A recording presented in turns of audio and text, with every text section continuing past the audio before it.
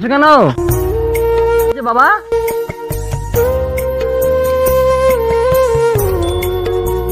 আসছি।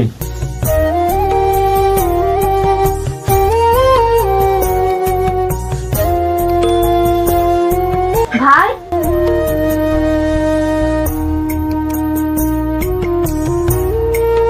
ফোটা থাকতে পারছ না, কাজের জন্য বাড়ি চলে যেতে হয়। এবার থাকবি তো? থাকবো, তুই মনের আনন্দে ফোঁটা দিস। এবার ফোটা ভাইয়ের কাজে ছুটি আছে, আমি ভাইকে ফোটা দেব। হ্যাঁ হ্যাঁ মা, তুই তোর ভাইকে মনের আনন্দে ফোটা দিস। তার জন্য দোকানে সব থেকে দামি জামাটা কিনে আনবো। তোর যা ইচ্ছা তুই তাই করবি। বর্ষা মা, তোর কি হয়েছে? বর্ষা মা,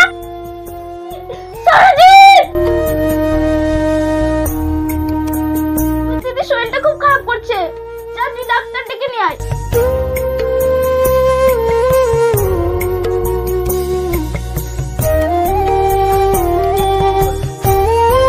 বর্ষার কি হয়েছে? তোমার হাতটা দেখি।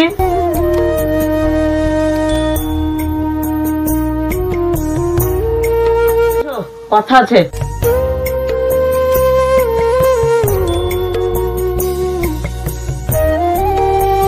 বর্ষা দিদিকে কেমন দেখলেন? ডাক্তার বাবু, বর্ষা মাকে কেমন দেখলেন? বৌদি, বর্ষার কয়েক ঘন্টার অতিথি। বর্ষা মাকে কি আর কোনোভাবে বাঁচানো সম্ভব না? বৌদি, আপনি বর্ষার কাছে যান।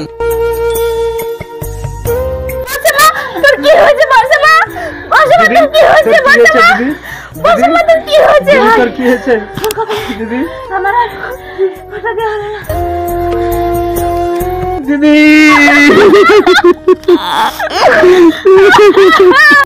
সব কথাই তো শুনলাম। তোমার দিদি নাই তা কি হয়েছে? আমার মেয়ে আছে তোমাকে ফুটা দেওয়ার জন্য। আমি ফুটা পাবো কাকু?